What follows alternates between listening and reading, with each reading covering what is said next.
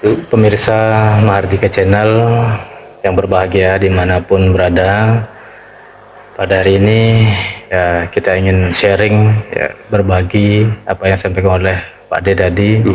Ini juga perlu kita ketahui bersama, ya, pura-pura yang ada di Bali, yaitu ada satu bangunan Pelinggih Meru namanya. Tidak hanya di Bali, di Lombok juga ada, Pak De. Ada Pura Meru di Cakranagara itu.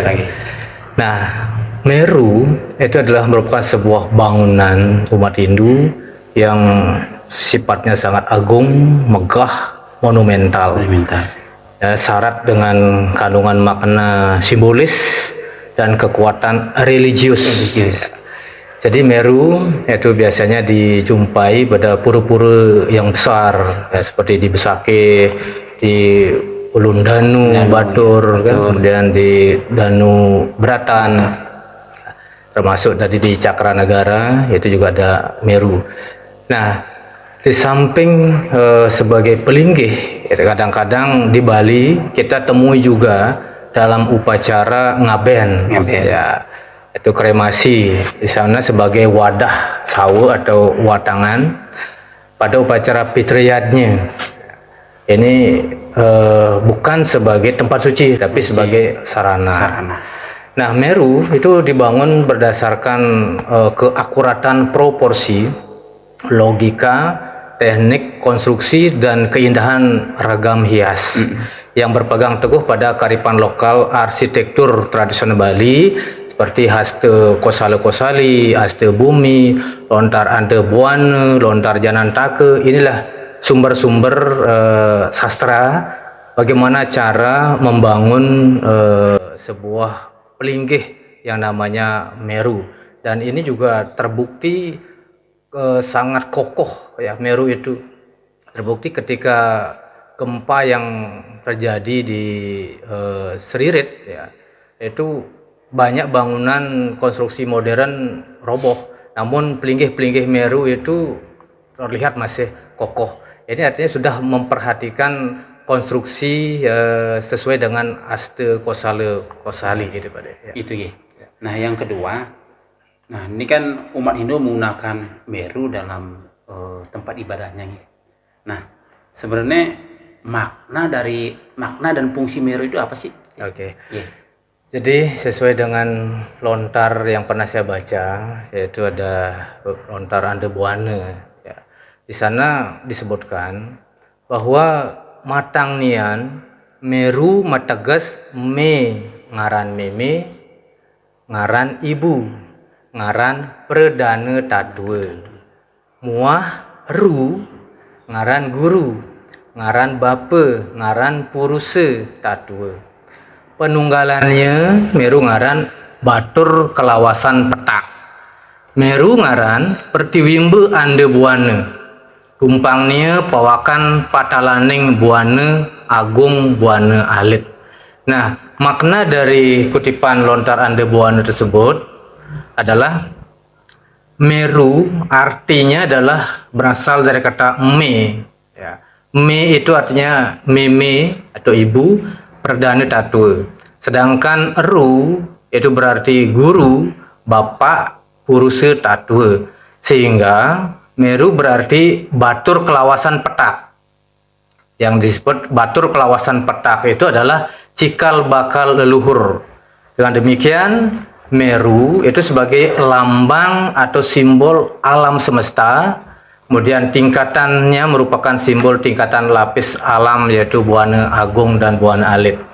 Nah, hal ini mungkin sama konsepnya dengan Lingga Yoni juga. Lingga itulah lambang purusa, Yoni itulah lambang perdana tatwa. Nah, demikian pula Padmasana juga, itu juga simbol pada Lingga Yoni. Nah, dari sini juga Meru itu kalau lihat dari asal kata tadi meme dan guru, jadi purusa perdana. Dan di samping itu adalah sebagai Lingga Cala. Lingga Cala tidak lain adalah gunung. Gunung itu juga adalah simbol daripada stana dari Siwa, ya, karena beliau juga diyakini berstana di Kailasa. di puncak Mahameru. Nah, dengan demikian ada dua makna yang dapat kita petik dari kutipan lontar Ande Buana tadi.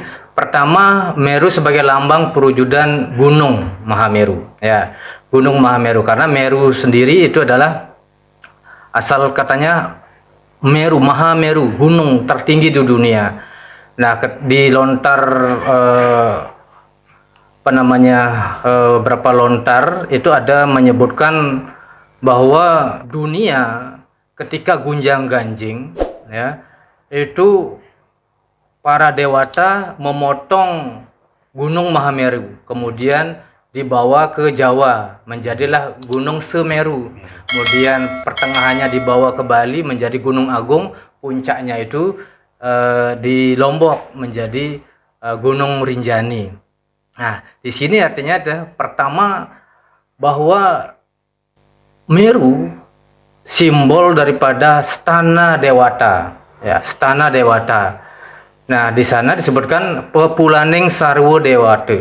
Jadi Meru mempunyai makna simbolis dari gunung yang sesuai dengan lontar Tantu Pagelaran, yaitu di mana berasal dari Mahameru yang dibawa ke Jawa, Bali, dan Lombok. Nah, di sana juga disebutkan dalam lontar Sunia, ya, Dharma Sunia dan Usana Bali. Kemudian makna kedua itu melambangkan ibu bapak, ya, Purusa Perdana. Ini sesuai dengan di lontar Ande Buana tadi, Me dan Ru itu, Meme dan Guru atau bapa Akasa, ibu Pertiwi. Nah, di mana kedua unsur tadi, Perdana Tattwa dan Purusa Tattwa menunggal, menjadilah kekuatan yang sangat besar dan menjadikan sumber segala yang ada di bumi ini, ya. Nah, dengan demikian Meru yang kedua bermakna Atma Pratistha. Makna pertama adalah Dewa Pratistha, stana Tuhan. Makna kedua adalah Atma Pratistha, yaitu berfungsi sebagai pemujaan roh leluhur atau menstanakan Dewa Pitara. Ya, gitu kira-kira maknanya dari beberapa lontar Ande Buana, kemudian Tantu Pagelaran, Dharma Sunia, ya. Ya. Jadi ada beberapa makna yang tadi. Nah, selanjutnya Ji, tadi apa yang dimaksud Meru sudah. Ya. Nah, yang kedua makna dan fungsi Meru sudah. Nah, ini yang ketiga nih Ji. Ya. Nah, tingkatan dari makna tingkatan Meru itu sebenarnya apa Ji? Kenapa Meru Ada tumpang-tumpang, ya. Tumpang-tumpang tingkatan? Ya, benar Pak De. Jadi Meru itu di mana-mana kita lihat cirinya adalah ada tingkatannya. Biasanya itu tingkatannya ganjil.